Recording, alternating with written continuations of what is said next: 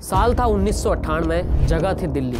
एक दिन ऐसा आया जब प्याज की कीमतें बढ़ी और एक नेता की सत्ता गिर गई।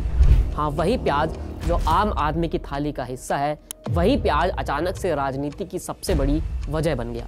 एक सवाल कि क्या गरीब आदमी प्याज खाता है इतना भारी पड़ा कि पूरे शहर में उबाल आ गया। उस दिन के बाद दिल्ली का मुख्यमंत्री सिर्फ अपने बयान के कारण नहीं बल्कि अपनी कुर्सी खोने की वजह से याद किया गया। ये कहानी सिर्फ प्याज की महंगाई की नहीं है, ये कहानी एक ऐसे नेता की कहानी है जिसने मिट्टी से उठकर सत्ता की ऊंचाइयों तक का सफर तय किया।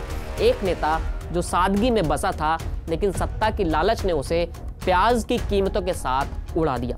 ये कहानी है दिल्ली के मुख्यमंत्री रहे साहिब सिंह वर्मा की। राजधानी दिल्ली से जुड़े चुनावी किस्सों की एक फहरिस्त में जानते हैं कि क्या है साहिब सिंह वर्मा की कहानी, जिन्हें राजनीति के अखाड़े में प्याज ने हरा दिया। दिल्ली हरियाणा सीमा के एक छोटे से गांव मुंडका में एक लड़का पैदा हुआ। नाम था साहिब सिंह वर्मा। एक साधारण किसान परिवार में पैदा हुआ, लेकिन उसकी सोच बड़ी थी। पढ़ाई के लिए जुनून ऐसा था कि साहिब सिंह ने अलीगढ़ मुस्लिम यूनिवर्सिटी से लाइब्रेरी साइंस में डिग्री ली। पढ़ाई के दौरान समाज की कड़वी सच्चाइयों से सामना हुआ। जाट समुदाय से होने के कारण कई बार तिरस्कार भी झेलना पड़ा। तब एक प्रोफेसर ने सुझाव दिया कि अपने नाम के आगे वर्मा जोड़ लो। पहचान छिपाने से पहचान बनाने का रास्ता आसान होगा। साहिब ने यह सलाह मान ली, लेकिन दिल में इसे हमेशा के लिए गांठ भी बांध ली। उसके बाद जब वो डिग्री लेकर वापस लौटे तो उनको दिल्ली के म्यूनिसिपल लाइब्रेरी में नौकरी मिल गई, मगर किताबों की दुनिया में सिमटना उन्हें मंजूर नहीं था। उनका रुझान राजनीति की तरफ बढ़ा। आरएसएस से जुड़कर उन्होंने अपनी राह बनाई। उसके बाद जनसंघ से राजनीति की शुरुआत की और फिर धीरे धीरे वो दिल्ली की राजनीति में अपनी पहचान बनाने लगे।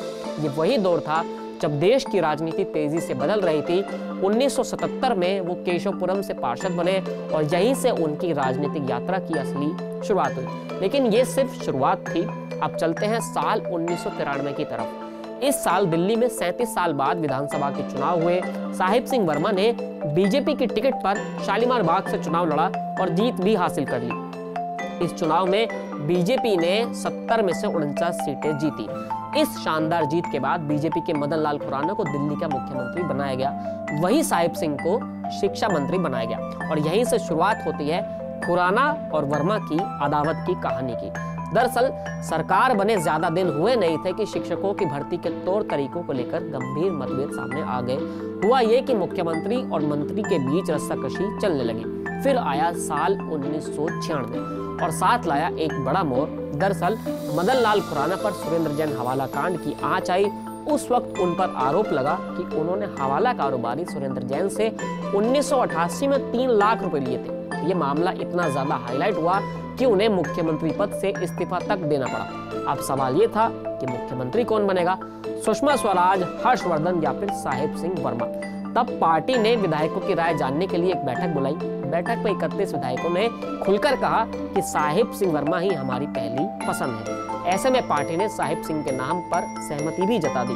26 फरवरी 1996 ये दिन था जब साहिब सिंह वर्मा ने मुख्यमंत्री के पद की शपथ ली। छत्रसाल स्टेडियम खचाखच भरा हुआ था। ज्यादातर चेहरे ग्रामीण क्षेत्र के थे, यानी किसान थे।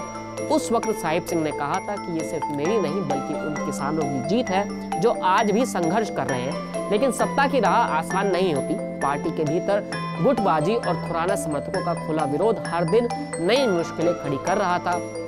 इस बीच खुराना समर्थकों ने मुख्यमंत्री साहिब सिंह वर्मा पर जासूसी और 100 करोड़ की भूमि के घोटाले का आरोप लगा दिया।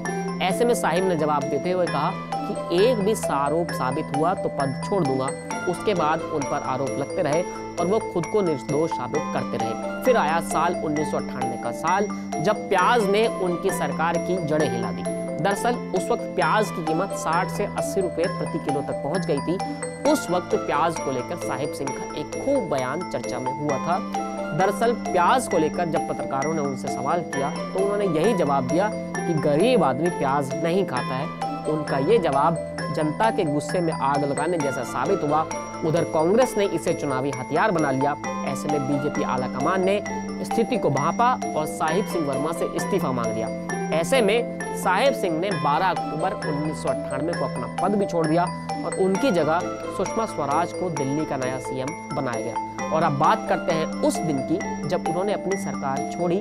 तब आखिर क्या हुआ था? जब साहिब सिंह वर्मा ने इस्तीफा दिया तो उन्होंने ना तो सरकारी गाड़ी ली और ना सुरक्षा के जवान लिए। वो डीटीसी की बस में बैठे और सीधे शालीमार बाग की ओर चल पड़े। इस सफर को देखकर हर कोई चौंक गया कि क्या ये वही मुख्यमंत्री था जो सत्ता के शिखर पर था।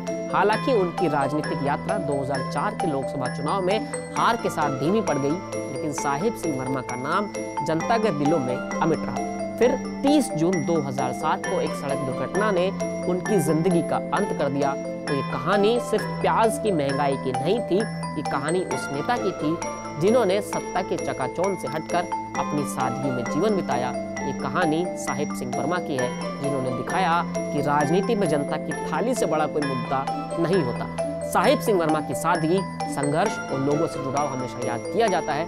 ये भी एक नेता की असली पहचान उसकी सादगी और जनता से उसके रिश्तों में है, न कि कुर्सी और शक्ति में। फिलहाल इस वीडियो में इतना ही, फिर मिलेंगे नए वीडियो के साथ। शुक्रिया।